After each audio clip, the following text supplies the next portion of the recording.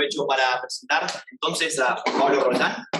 Es licenciado y profesor en Filosofía por la Universidad Católica Argentina y doctorando en Filosofía por la Universidad de Australia.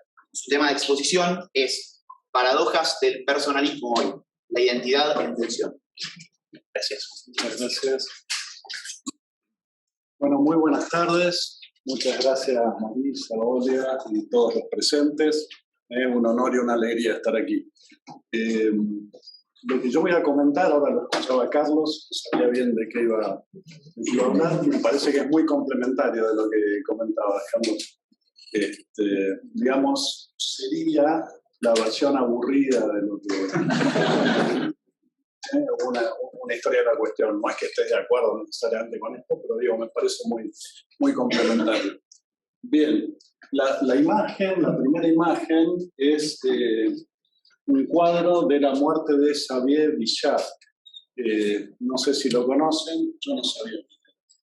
Me enteré por este filósofo, Roberto Espósito, quizá lo conocen, es un filósofo que vive, italiano, nacido en 1950, y él comenta que Bichat, que era un biólogo y un médico, fue quizá la puerta de entrada a esa filosofía del siglo XIX que podríamos llamar, según lo que decía Carlos, desplatonizante.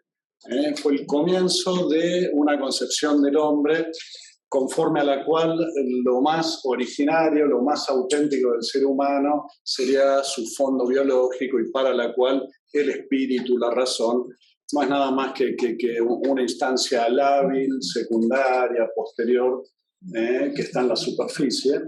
Haría una especie de inversión de lo que venía, dice Espósito, del siglo XVIII, con la exaltación de la razón y el dominio sobre lo inferior, como lo que proponía, por ejemplo, Kant. A partir de Bichat, según él, lo esencial del ser humano es esto biológico, y eso después tiene un largo recorrido por Schopenhauer, Nietzsche, von Hartmann, Hegel, y inclusive con una sinergia entre lo filosófico y lo biológico por el darwinismo.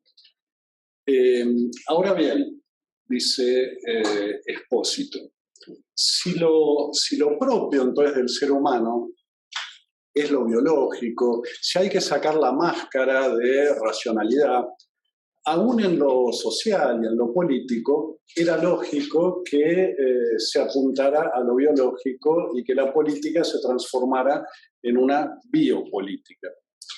Ahora bien, asimismo, era esperable lo que sucedió, que es que la biopolítica se transformara en una tanatopolítica. No solo con, digamos, el nazismo, que habría llevado al extremo esa tanatopolítica, sino también con los movimientos eugenésicos que existían en todo Occidente, dice Espósito, ¿no? El nazismo, decíamos, habría sido extremo. Tiene lógica, porque si lo esencial del ser humano es lo biológico y no lo espiritual, en lo biológico lo que predomina es la especie, el valor de la especie, para defender la cual a veces es bueno que mueran individuos. En general, ¿no? Por selección natural, tienen que ir muriendo individuos y hasta es lo mejor que podría pasar. Por eso es que el nazismo inclusive tenía un discurso ético de tipo médico, proponía una higiene, que esto es una persecución de la salud. Rudolf Hess, por ejemplo, vieron el segundo de Hitler hasta que es apresado, decía que la política nazi no era nada más que biología aplicada. La biología llevaba eso, ¿no? Hess, por lo demás, era obsesivo, era hipocondríaco, obsesivo de la salud, etc. Ese discurso de la salud, entonces, está muy presente.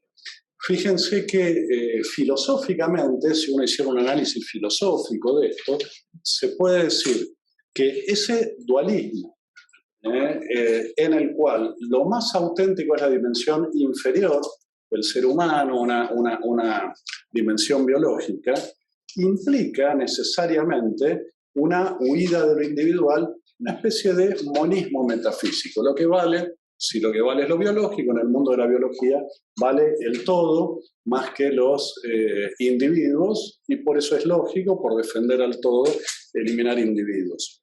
Ahora, dice Espósito, después de ese triunfo, de ese monismo, por así decirlo, basado en ese dualismo antropológico, hubo una gran reacción que podemos llamar personalista, sobre todo motorizada por el existencialismo y la fenomenología, pero no solo. Serían inacabables los autores que podrían nombrarse de esa reacción. Ahí, por ejemplo, en la imagen están Ferdinand Ebner, Gabriel Marcel, Martin Buber, Emmanuel Levinas, Jacques Maritain, Edith Stein, Emmanuel Mounier, Max Scheler, y ustedes saben que serían muchísimos más. ¿Cuál fue digamos, la base de esta reacción personalista? Bueno, no es cierto que lo que importe sea el todo. Lo esencial del ser humano es un núcleo espiritual, personal, y por eso individual. No es raro que todos estos autores tuvieran una cierta raíz religiosa, sea judía o sea cristiana, lo cual implicaría una visión metafísica distinta de ese monismo, ¿no? Aquí hay un creacionismo, personas creadas directamente y con valor individual. Ahora bien, dice Espósito, fue muy interesante, y él lo ve como un hecho muy relevante, quizá no tan relevante filosóficamente cuanto acerca de la influencia de la filosofía en la cultura. Fue muy relevante respecto a esta lucha entre estos dos modelos filosóficos, uno personalista, uno dualista y finalmente monista, la discusión acerca de la Declaración Universal de los Derechos Humanos de 1948, ¿no? Como reacción al nazismo, se quería hacer esa declaración de principios, y en las discusiones previas no había mucho acuerdo por las distintas opiniones en juego. Por eso se pide a la UNESCO, que es el organismo cultural de la ONU, que vaya intentando hacer una reflexión y acercar posiciones. El presidente de la UNESCO, el primer presidente creo, era el señor de la derecha, que vieron es un biólogo, Julian Huxley, hermano del escritor, que era materialista, ateo, de línea eugenésica, y él pensaba que, curiosamente, que lo que podía unir a la humanidad eran ese tipo de ideas, y hacia ahí lo quería llevar la discusión y la declaración. En ese contexto interviene Maritain, como representante, representante principal de Francia. En una reunión previa, entonces el primero que habla es Jacques Maritain, que es el de la izquierda, y dice más o menos lo siguiente: probablemente no nos vamos a poner de acuerdo teóricamente entre todos, pero de algo creo que estoy seguro y que todos estamos seguros, y es que más allá de cómo lo conceptualicemos, todos estamos de acuerdo en que, o por lo menos todos sentimos, que hay que respetar la dignidad humana, que es lo que no se hacía hasta ahora, que la cooperación, las relaciones interpersonales son esenciales, y lo dijo de manera tan elocuente y con tanta sencillez, según cuentan las crónicas de la época, que de alguna forma cambió el ambiente general, todos estuvieron de acuerdo, y el mismo Huxley cambió su discurso, empezó a hablar también de cooperación, etc.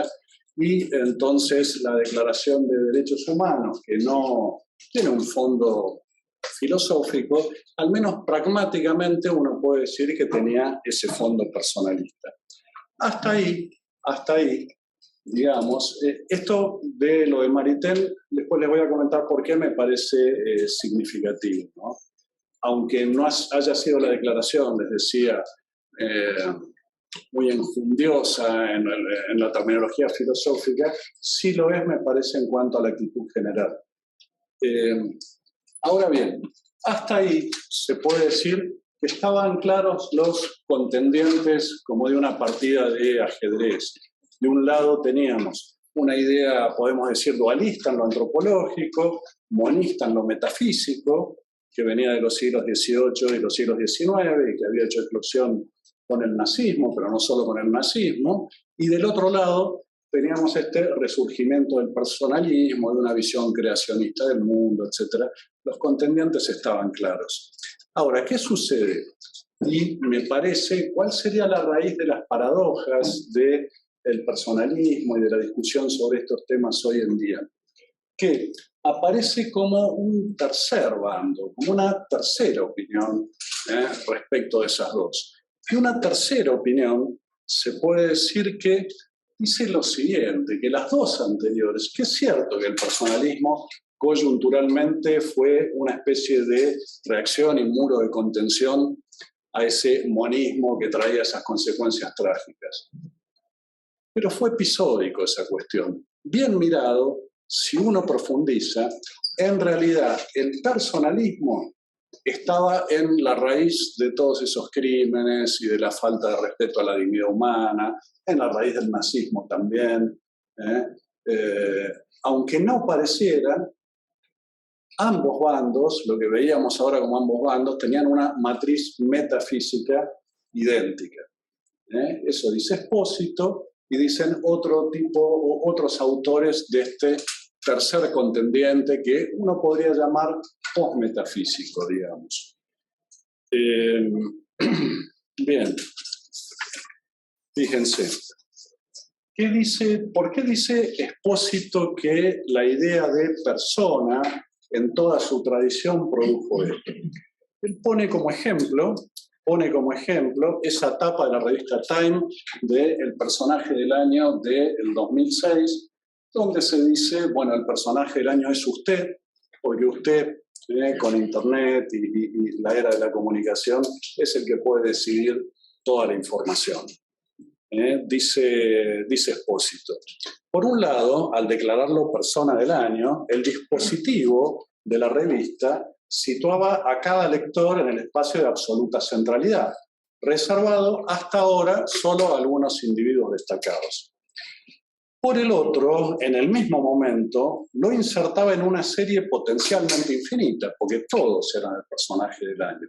Por un lado le decía es individual, pero por otro lado lo incluía en un todo genérico, hasta hacer desaparecer con él toda connotación singular.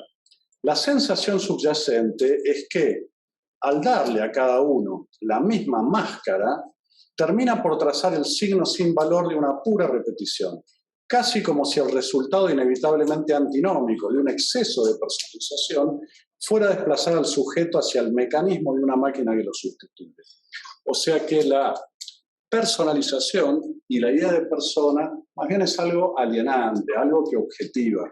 Espósito dice que si uno ve la historia de la idea de persona, esto claramente es así, porque tiene un origen, por lo pronto, teológico, y en la teología cristiana la persona no es lo mismo que la naturaleza. ¿Qué quiere decir? Si persona humana, por ejemplo, no es lo mismo que naturaleza, quiere decir que hay algo que hace ser persona. Si fueran lo mismo, no haría falta un concepto distinto, dice Espósito.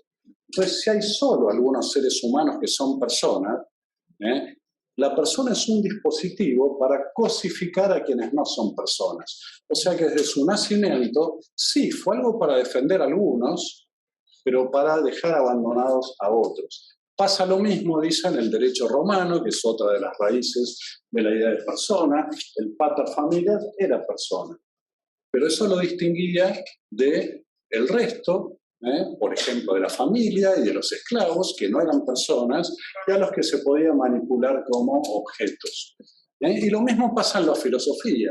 Ya el hecho de que desde Aristóteles el hombre sea un animal racional implica que la persona viene dado por una especie de constructo posterior, que es el de la racionalidad, que trata de dominar a la animalidad. Vamos a ver, y es claro que en esa historia de la idea de persona que hace Espósito, identifica a la persona con un dualismo de lo alto, que es de lo que venía hablando la ilustración en el siglo XVIII. Inclusive los autores postmetafísicos suelen reconocer eso, como ahora vamos a ver. Ahora bien, ¿qué hacer entonces si lo que era una solución ya no tiene valor? Dice Espósito, ¿qué salida nos queda?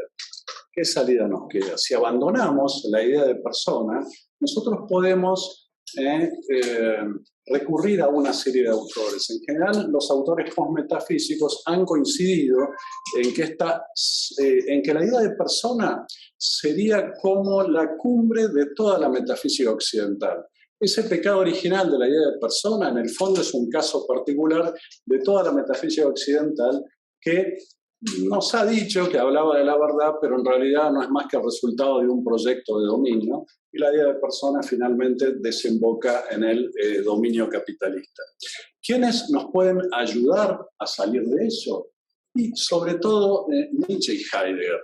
Esa salida tiene un momento, Bátimo dice, por ejemplo, esa salida debe tener un momento nietzscheano y un momento heideggeriano. El momento nietzscheano es el momento en el cual uno reconoce de nuevo que lo auténtico del ser humano, el fondo, es ese fondo oscuro común a todos los seres humanos. O sea, ese dualismo antropológico, pero un dualismo de lo bajo, de nuevo en este momento. ¿Y qué sería el momento heideggeriano? El momento en el cual, entonces,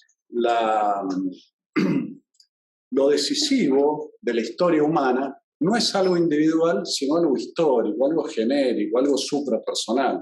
Por eso dice Espósito, Heidegger, después de Ser y Tiempo, y después de Laquere, sobre todo, dejó de lado toda la temática existencialista, dejó de lado el tema de la angustia, dejó de lado el tema de la autenticidad.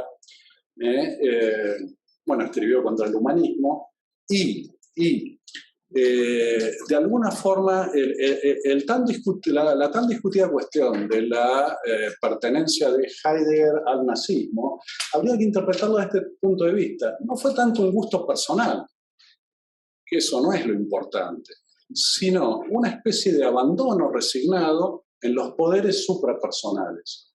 No había que intentar una resistencia personal a aquello hacia lo que históricamente iba la humanidad. Fíjense que se va produciendo un fenómeno extraño. ¿Qué es? Para responder a ese problema que también el personalismo causaba, de alguna forma vuelvo al dualismo y vuelvo al monismo metafísico, que es lo que decíamos que había en el siglo XIX y que había traído el nazismo. Por eso una pregunta a responder es, este nuevo planteo, ¿por qué va a salir mejor que el anterior, ¿no? Que lo que pasó ya con la filosofía del siglo XIX? Ahora lo comentamos.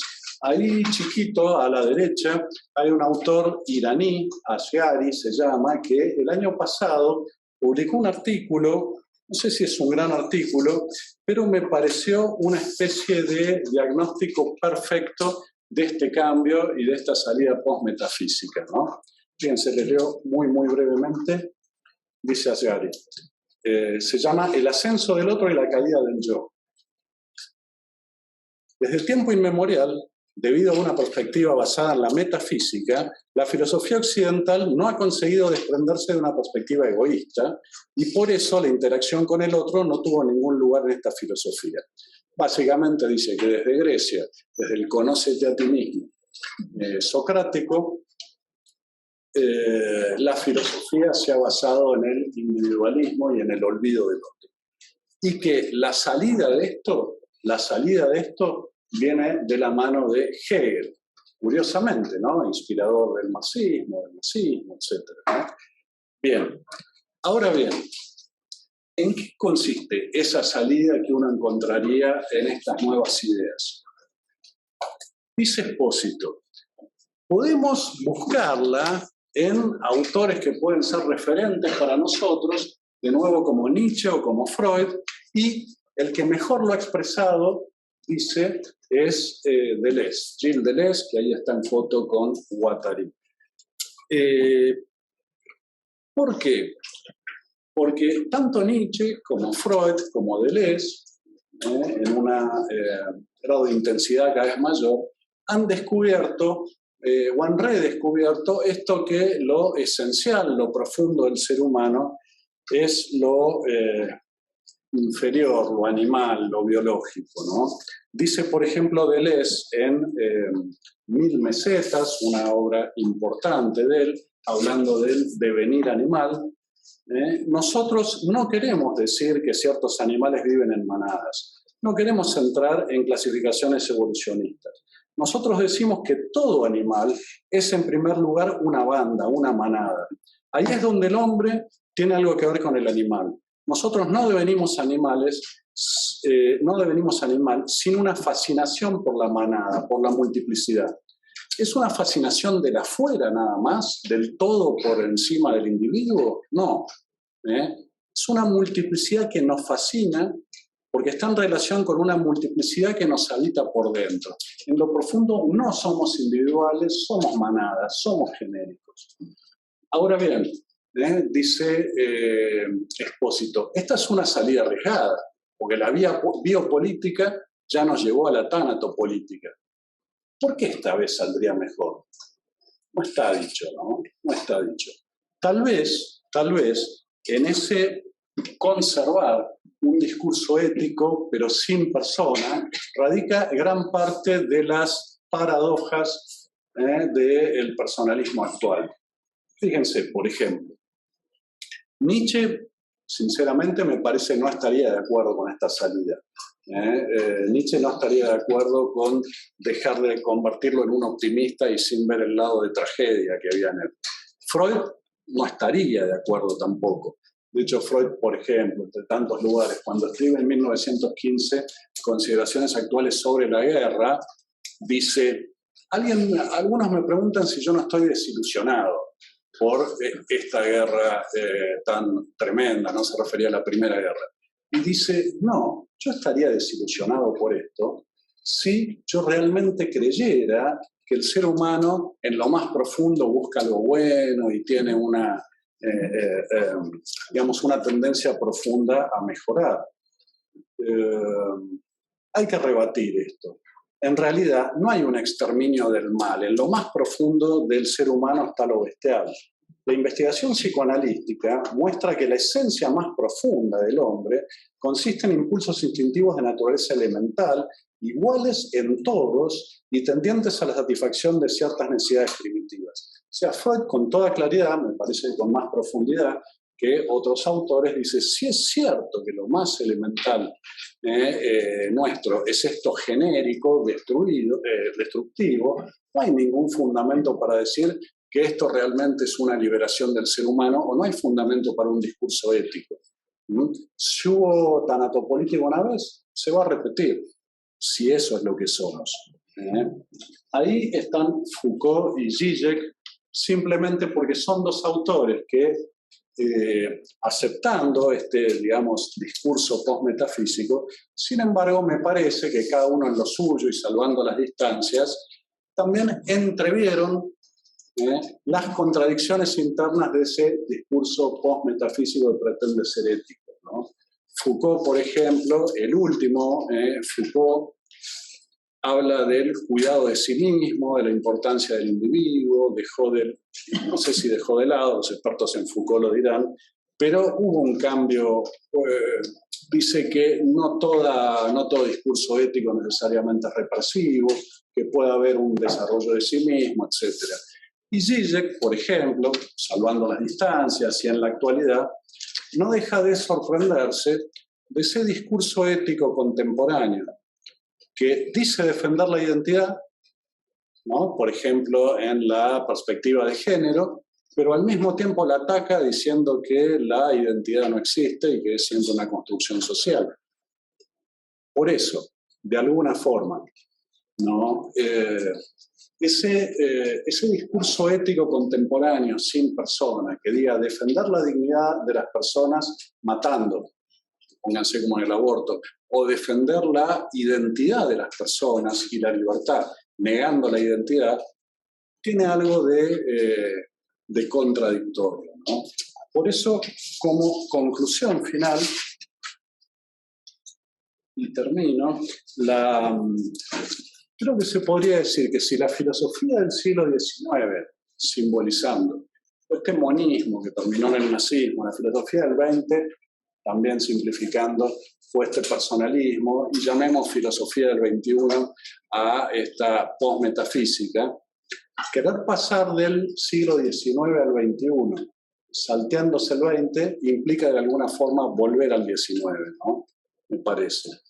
Por eso es que la crítica que hace la filosofía postmetafísica de la filosofía del siglo XIX y de toda la metafísica occidental podría considerarse una especie de espejo de lo que sucede hoy en día e inclusive una profecía bastante sombría de lo que puede venir.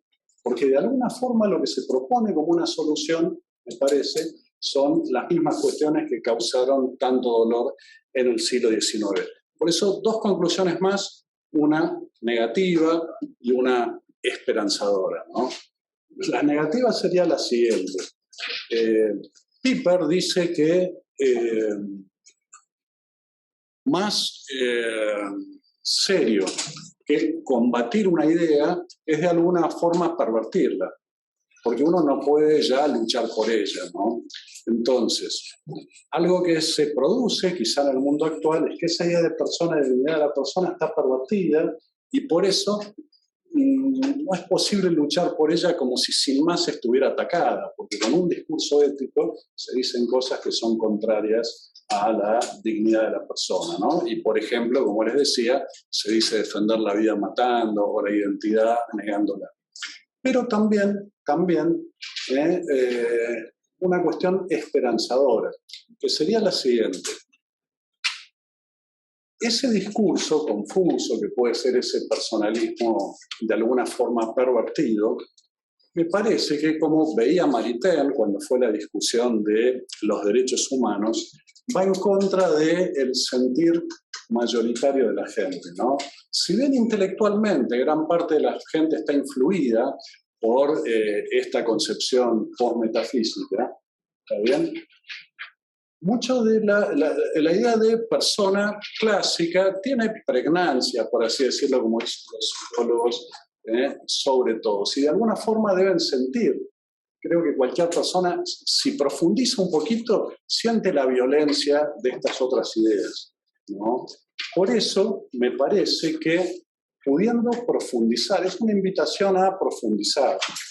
Creo que hoy más que nunca, por eso la superficialidad mata y la profundidad salva.